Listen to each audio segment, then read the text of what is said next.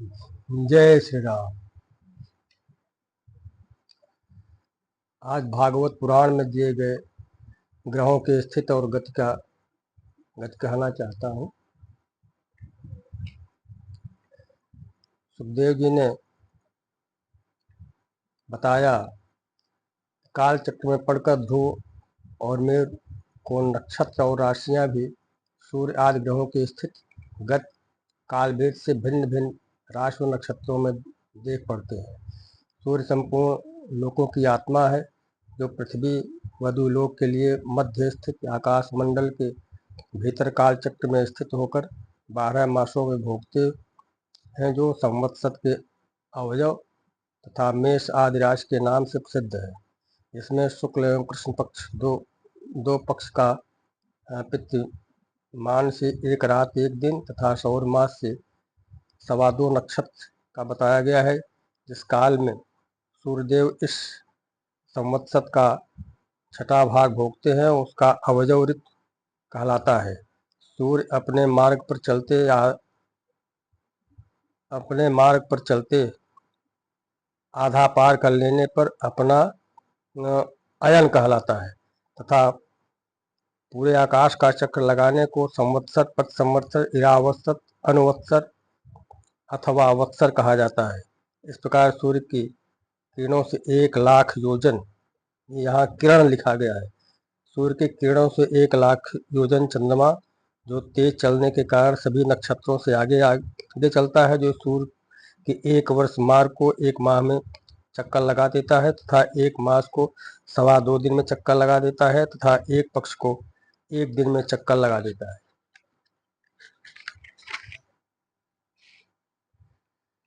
जो कृष्ण पक्ष क्षीण होता हुआ पितृगण और शुक्ल पक्ष बढ़ता हुआ कलाओं देवताओं के दिन व रात को विभाग करता है तथा 30-30 मुहूर्त में एक नक्षत्र में पार करता है, जो अमृतमय और अन्नमय होने के कारण जीवों का प्राण और जीवन है। चंद्रमा से 3 लाख योजनों पर अभिजीत के सहित 28 नक्षत्र हैं, जिनको काल चक्र में नियुक्त किया गया है, जो मेरु को दाईं ओर रखकर घूमते हैं। नक्षत्रों से 2 लाख योजनों पर शुक्र है, शुक्र से 2 लाख योजनों पर बुध है, जो चंद्रमा का पुत्र कहा गया है। इनसे 2 लाख योजनों पर मंगल है, मंगल जो पृथ्वी के पुत्र कहे गए हैं। मंगल से 2 लाख योजनों पर बृहस्पति है। फिर इनसे ऊपर शनैश्चर्य है, शनैश्चर्य से 2 लाख ऊपर इन सब के ऊपर 11 लाख योजन ऊपर सप्तर्षिगण है। मार्च इस प्रकार से बताया गया है। सप्तर्षियों से 13 लाख योजन दूर पर ध्रुवलोक है, जिनकी प्रदक्षिणा में अग्नि, रुद्र, प्रजापति, कश्यप आ तथा धर्म है। ध्रुव को ही सभी नक्षत्र ग्रहों को घुमाने का आधार बताया गया है। कोई पुरुष योग माया के आधार पर स्थित इस ज्योतिष चक्र का सुषुमार सूत्र के रूप में बताते हैं, जो कुंडली मारे हुए है। मुख नीचे की ओर है, जिसके पूंछ के सिरे पर ध्रुव है। पूंछ के मध्य भाग में प्रजापति, अग्नि, इंद्र, धर्म है। पूंछ के जड़ में धाता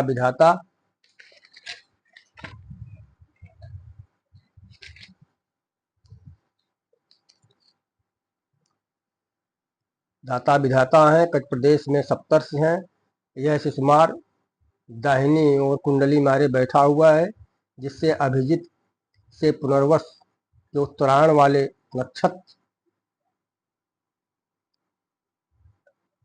नक्षत्र बताए गए हैं। इसके अतिरिक्त दाहिनी ओर दक्षिणायन उत्तराषाढ़ पर्यंत दक्षिणायन के 14 नक्षत्र हैं। जब यह कुंडलाकार होता है, तब भी दोनों तरफ की संख्या समान रहती है तथा नक्षत्र में भी समानता रहती है तथा उदर में आकाश गंगा का होना बताया गया है। उसके ऊपर की ठुड्डी में अगस्त, ठोड़ी में नक्षत्र यम, मुख में मंगल, लिंग प्रदेश में शनि, कुक्कुट में बृहस्पति, छाती में सूर्य, हृदय में नारायण, मन में चंद्रमा, नाभि में शुक्र, स्तनों में अश्विनी कुमार, प्राण अपान में बुध, गले में राहु, समस्त अंगों में केतु, रोमों में संपूर्ण तारामंडल स्थित बताया गया है, जो विष्णु का सर्वदेवमय तथा गणेश जी का भी सर्वदेवमय रूप बताया गया है। इसी प्रकार पृथ्वी में संकर्षण देव की व्याख्या की गई है, जो पृथ्वी के 30,000 योजन नीचे तामसी नित्य कला है, जो अहंकार रूपा है, जो दृष्टा व दृश्य को खींचकर एक कर देती है। इसलिए 5 रात्र आगम के अनुयायी इन्हें संकर्षण भी कहते हैं।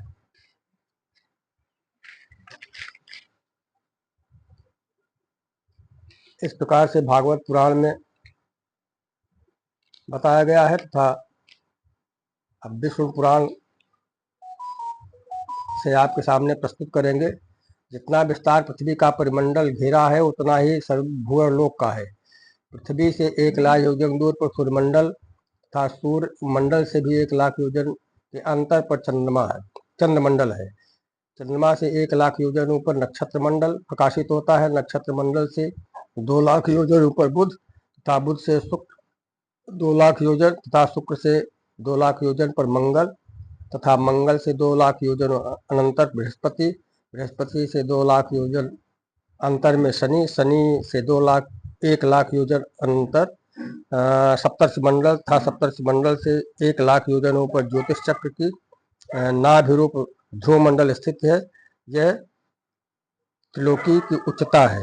ध्रुव से 1 करोड़ योजन ऊपर महरलोक, इससे 2 करोड़ योजन ऊपर जनलोक, जनलोक से 4 गुना 8 करोड़ योजन तपलोक, तपलोक 6 गुना ऊपर अर्थात 12 करोड़ योजन पर सत्यलोक, जिसे ब्रह्मलोक कहते हैं।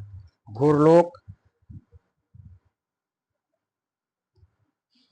पृथ्वी तथा सूर्य के मध्य भूरलोक है तथा सूर्य और ध्रुव के बीच जो 14 लाख ऊपर स्वर्लोक है। कृतक तथा जनलोक, तपलोक, सत्यलोक, अकृतक त्रैलोक बताए गए हैं। महरलोक कृतकाकृत्य है, जो कल्पांत में शून्य हो जाता है। यह ब्रह्मांड कैथे के बीज के समान अंडकटाश से घिरा हुआ, जो अपने से के 10 गुने से जल से आवृत है। जल का आवरण वायु का अग्नि से, अग्नि का आकाश से परिवेष्टित है। आकाश भूतों के कारण तामस अहंकार तथा अहंकार महत्त्व से घिरा है। सातों एक दूसरे के 10 गुणे से इस महतत्व को प्रधान तत्व ने घेर रखा है, जो अनंत है, जो जगत का कारण है। इसी में प्रधान में ही चेतनात्मा व्यापक पुरुष स्थित है। यही पराप्रकृति है, जिसमें करोड़ों ब्रह्मांड है तथा ब्रह्म प्रधान और पुरुष विष्णु शक्ति से घिरा हुआ है। सृष्टि के आरंभ में यही क्षोभ का कारण बनती है, यही विष्णु शक्ति है, यही जगत का आधार प्रधान और पुरुष का है। यह शंख चक्र गदा पद्म का जो भगवान के हाथ में दिखाया गया है, वह शंखाकार, गदाकार, चक्राकार तथा पद्माकार 4 प्रकार के ये ग्रह, उपग्रह, नक्षत्र, तारे, पुच्छल तारे, महाकुंडलिनी रूप, सूक्ष्म तथा वैज्ञानिक लोग ब्लैक होल भी बता रहे हैं। तो क्या यह शंखाकार है या महाकुंडलिनी कही गई है? महाकुंडलिनी तो तारों के गुच्छ रूप में जो एक साथ दिखाई देते हैं, उसे बताया गया है तथा सूक्ष्माति सूक्ष्म भी बताया जाता है। क्या ये ब्लैक होल पदार्थ एवं शंखाकार है या सूक्ष्माति सूक्ष्म है? वैज्ञानिक ही बता सकते हैं तथा सब के सब एक ही नहीं है, बल्कि अभिन्न है। पृथ्वी पद्मरूपी कमल दिखाया जाता है। चंद्राकार सूर्य अनेकानेक सूर्य हैं। गदाकार पुच्छल तारे छोटे बड़े अनंत कभी कभी दिखाई देते हैं। इसी प्रकार शंखाकार भी है। तो क्या पृथ्वी भी इस अनंत ब्रह्मांड में एक से अनेकानेक है? ऐसी संभावना भी की जा सकती है, जो संभव है। कहने का तात्पर्य यह है कि भगवान विष्णु के हाथ में जो शंख चक्र गदा पद्म दिखाए गए हैं, ये शंखाकार, ये क्या ये वही महाकुंडलिनी है जो बताया गया है, या आजकल वैज्ञानिक लोग ब्लैक होल देख रहे हैं, क्या उसको बताया गया है? यहाँ महाकुंडलिनी जो सूक्ष्मतम रूप में है, ब्रह्मांड को बनाने के लिए जो ऊर्जा निकलती है वो कोई और सूक्ष्म रूप में बताया गया है। ये ज्योतिष चक्र ध्रुव है और ध्रुव को ये ध्रुव ही सप्तर्षिगणों को घुमाते हैं। सप्तर्षिगण के माध्यम से सारे नक्षत्रगण तथा सूर्य, पृथ्वी, चंद्रमा सभी एक दूसरे को चक्कर घुमा रहे हैं।